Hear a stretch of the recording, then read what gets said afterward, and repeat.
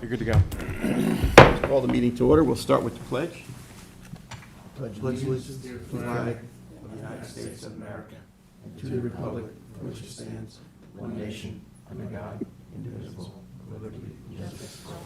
They got a new flag up there, it's not all faded. Well, good morning, everybody, and folks on Zoom. Welcome to our special meeting here of the Town Trustees, Friday, October 17th, 2025. I will ask the Secretary Treasurer to call the roll. Scott Horowitz, I'm here. Ed Warner, You're here. here. Chip Marin, Here. Joe McLaughlin, Here. Matt Parsons. We Present. are all here, Mr. President. All right, all right. So just for informational purposes, our next regular scheduled meeting will be on Monday, October 20th, 2025, our work session, 10:30 a.m., with our regular meeting at 1 p.m. on the same day. So we're here for a public hearing. It's a notice of public hearing on our trustee budget for 2026.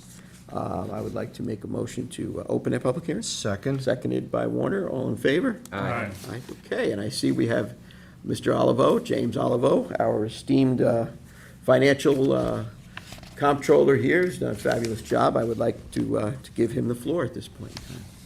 Thank you. This morning's subject is the budget that's going to go into place on January 1. It is a public hearing. It's intended for questions, comments from the public that this board should consider before adopting such a budget. Under the laws of New York State, which was enacted in July 2022, the trustees were empowered to adopt and submit an annual budget, which includes a levy of taxes. Last year was our first tax levy under that law.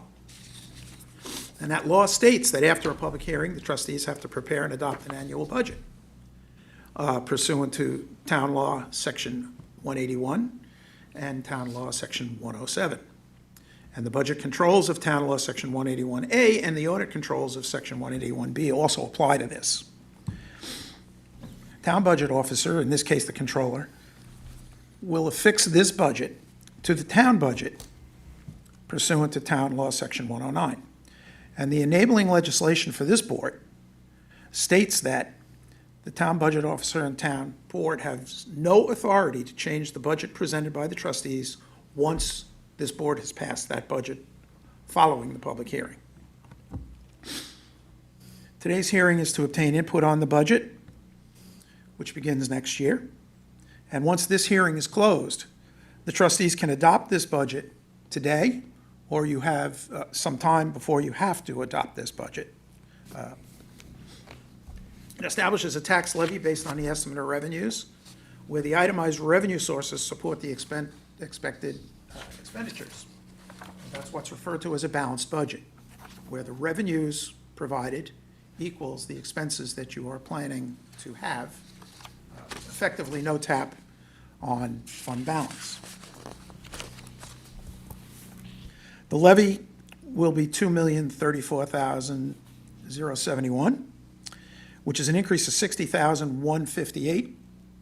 We proposed this to the town, and the town came back and said that that is compliant with all enabling legislation, including the 2% limit. As far as the budget information is concerned, we anticipate departmental generated revenues for 2025, the current year, is going to provide $51,938 over our current budget. The majority of the excess revenue is generated through the investment of accumulated fund balance. We had budgeted $23,000 for this line, and we ended up bringing in $111,000 or so. So we did very well on our interest and earnings. We also have an expected revenue for next year of $1,134,500, an increase of $72,000. We've incorporated the increase in the interest and earnings and raised that budget in order to provide for that. In 2025, our expenses are going to provide $88,956 in savings. Spending plan for 2026 in the trustees fund is $3,171,071. and that will also be the revenue that will be coming in. Our staffing levels are the same as 2025. As you recall, we operated this year with an adjustment to our part-time schedule. We are continuing that through the new year. And that part-time schedule provided employees earlier start on the piping plover program and the environmental programs. Is effectively where the change is. In this budget, we are facing significant cost increases from the cost of benefits for employees. The town is anticipating a 10% increase in New York State retirement. They're anticipating a 6% increase across the board on health insurance. And our workers' compensation portion is expected to go up 10%. These pressures have caused us to have to look at our budget, and we've tightened up several lines where we are reducing a few of the items that we have planned this year for next year. Needs to note that the trustees do not have authority to issue bonds on their own. Rather, we must borrow through the town's authority to finance projects. This is a double-edged sword. You could have the right to borrow money on your own. However, you would have to go through the town, and you get advantages of going through the town, which includes the fact that their AAA rating adheres to you, and you're not independently rated. One of the items in our budget that went up this year, which ate up almost 2/3 of the cap, is the debt service. We issued $450,000 worth of bonds last year, which are coming on board in 26. Included in the budget is a document that shows where our fund balance has gone since 2021. 2021, our fund balance was $1,427,000, and our current projected fund balance at the end of this year is $2,285,000. This shows the fiscal responsibility of this board in gathering the funds necessary to sustain financial stability going forward, and reflects a theme that we're following. And it appears in the budget message of the town that they're following this methodology also. The tax levy of $2,034,071 leads to a tax rate of 0.0261. When you apply that tax rate to the $1 million assessed value home, it's a $261 rate paid by the home, which is $6 more than what the rate applied to the home last year would be. So the average home is paying $6 more per year for the services of this board. At the conclusion of the public hearing, I would recommend adopting this modified budget for fiscal 2026. Board has any questions? I don't have any If not- questions, Jim, but I want to commend you. It's been a pleasure working with you. This was, not something that a board, especially the oldest board in the state or the country, endeavors to get themselves on sound financial ground. It was difficult, but we did this. People have that transparency on their tax bills. There's accountability and responsibility. And I think that the board did a great job in maximizing value to the constituents and the citizens, and what we represent as the freeholders and commonality, in that because we have this stability and because we were handling this responsibly, we were able to better utilize our trust revenues to take care of, a lot of items, whether it be, for purchasing expensive equipment like vehicles that are needed to maintain roadways and facilities that got, to the end of their useful life, where we had to make investments in these things, where we were able to utilize those trust revenues for fixing things like that and others, which doesn't affect that that tax rate per se. So that stability really gave us a lot better management to do even a better job. And I think that by the board maintaining that mentality and philosophy, working with professionals. I see we also have special counsel Joseph Lombardo on the meeting as well, and he's been very helpful, in advising the board.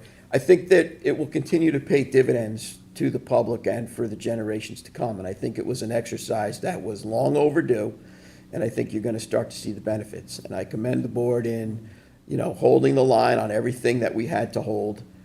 People are out there working like crazy to pay their expenses with inflation and in taxes, and I think we've done a great job at protecting and defending people's quality of life, something that greatly affects their property value, and that would be the resources that are held by the Southampton Town Trustees. So thank you, thanks to the board. Really like to add to that. Thank you. To what Scott said, because, last year was our first official budget. Basically, it was a learning curve for the whole board to see how the finances work that we receive and how we put them to use, best use for the public. And being this year, the tax cap of 2%, we're not going to pierce it, so I think that we're doing our due diligence as far as finances on our end. And, the town, whatever they have to do, we're away from them, so the public sees how we run our offices, how we run our business, and how efficient it is, and coming in under the 2%, not damaging the town in any way, because if we were together with them, or historically was, we could be alleged that we overspent and caused them to go over. But right now, we're on our own. It's very clear that we stayed within the 2%, and we're doing our job. And thank you very much, Jim, for a good job with us and working with our finances to show the public that we are very responsible in this part of it. I will say thank you for your support. Thank you. Thank you, Jim. I, at this point in time, I really feel that, we spent a lot of time on this, and I would like to ask if anybody in the public here would like to comment on this at this point. Does Joe want to comment? Anybody on Zoom here that wants to comment? Anybody on the screen that has anything that they would like to say? Or are we okay? And no comments from the public? No one on Zoom. Great. So I think that at this point in time, I would make a motion to adopt this budget. Close the hearing first. Well, thank you very much. That's why we pay Jim the big bucks, right? I'd like to make a motion to close the public hearing. Second. Seconded by Parsons, McLaughlin, all in favor? Aye. Okay, so the public hearing is closed. Is there anybody that would like to address the board for any other issue here? Speak now. Put your hands up. I don't see anybody that's interested in doing that, so I will close the public portion. Second? Seconded by trustee Warner, all in favor? Aye. And then I think that we can move right to our resolutions here. And I think I will let the Secretary Treasurer, Edward J. Warner Jr., do the honors of 2025-290.